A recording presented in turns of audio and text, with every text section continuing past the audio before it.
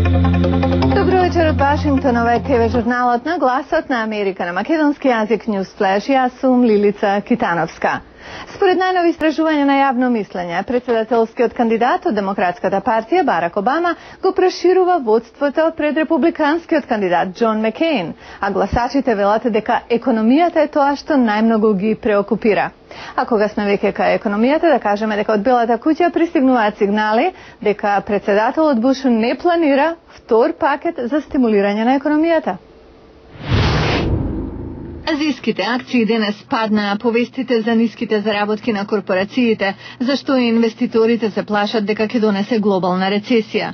Во меѓувреме, Белата куќа вели дека председателот Џорџ Буш нема планови за втор економски стимулативен пакет и покрај сугестиите дека таков би ја спречил државата да се лизне во пролонгирано забавување. Портпаролот Дена Перино каже дека председателот е отворен за нови идеи, но дека се уште не е виден никаков предлог што на економијата ќе даде поттик. Истражувањето на CNN, што е просек на 6 различни анкети, покажува водство на Обама од 7 поени, додека Центарот за истражување Pew ја лоцира поддршката за Обама на 52%, наспроти поддршката за Маккејн, што е 38%. Аналитичарите велат дека резултатите се базираат на губењето на доверба во Маккејн и загриженоста за економските проблеми на државата. Новообјавени документи покажуваат дека Обама има многу повеќе пари да потроши во последните 2 недели од кампањата отколку Маккејн. Октомври Обама го започнал со $134 милиони во банка, а Маккејн 147 милиони. Водечки демократски сенатор Чарлс Шумер од Њу Јорк вели дека очекува партијата да добие мнозинство во Сенатот на изборите следниот месец. Неговиот републикански колега, сенаторот Џон Ейсайн од Небраска, е на иста линија. Вели сегашната клима не оди во прилог на републиканците. А во американскиот Стейт Департмент подготовки за промена. Државниот секретар Кондолиса Рајс именува панел од високи представници да ја надгледуваат транзицијата на агенцијата кон нова председателска администрација по 4 ноември. Председателот Буш пред 2 недели соопшти дека назначил тим за транзиција во Белата куќа. А кој од американските председателски кандидати би бил подобра варијанта за Македонија? Еве како размислуваат представници на македонската дијаспора во Соединетите Американски држави. Прилог на Јане Бојаджиевски. Првите луѓе на неколку организации на македонската дијаспора собрани неодамна на средба во Вашингтон генерално очекуваат позитивен исход за Македонија од председателските избори во Америка. Обама или Маккејн? Која е подобра варијанта за Македонија? Џорџ Лебамов од македонската патриотска организација коментира. Ако републиканците ја задржат Белата куќа, мислењата за Македонија ќе останат исти или подобри. Тие го призна уставното име на земјата. За демократите не знам. Има толку многу работи на агендата што може Македонија да не им биде приоритет. Мето Колоски од Обединетата македонска дијаспора смета дека нема да има промени на политиката на САД кон Македонија, независно кој ќе влезе во Белата куќа. ОМД не очекува промени на надворешната политика на САД спрема Македонија на прашањето за името. Веруваме дека САД ќе продолжат да ославуваат земјата со уставното име Република Македонија, како и дека без оглед на тоа кој ќе стане председател, таа политика ќе биде конзистентна. Дејан Костовски, извршен директор на организацијата Македонија 2025 од Торонто, во која еден од директорите на управниот одбор е првиот човек на Нортел, Мајок Зафировски, смета дека македонците може одлично да соработуваат со обата кандидата.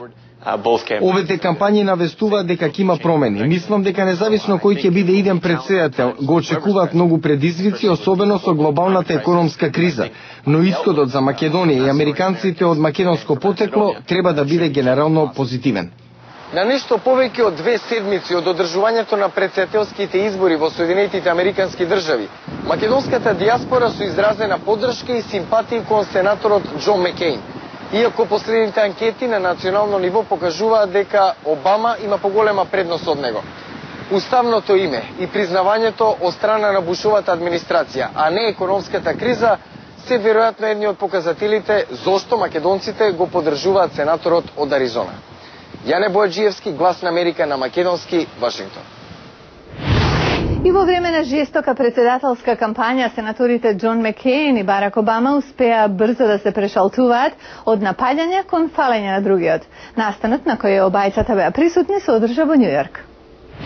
Како контраст на последната председателска дебата, кандидатите се најдоа заедно во хотелот Валдорф Асторија во Њујорк, на еден од најголемите настани во њујоршката политика, вечерата во чест на Алфред Смит.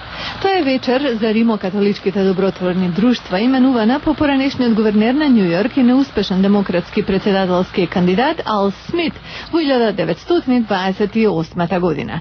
Вечерата е полна со хумор и позитивен дух и 20 сенатори се придржуваа на тој кодекс.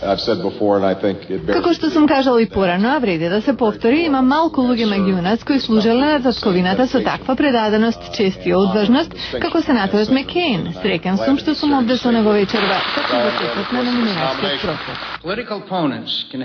Политичките противници може да имаат тешкоти да го видат најдоброто во другиот, но јас имав шанса да го видам овој човек на кого му се восхитувам на вештината, енергијата и упорноста.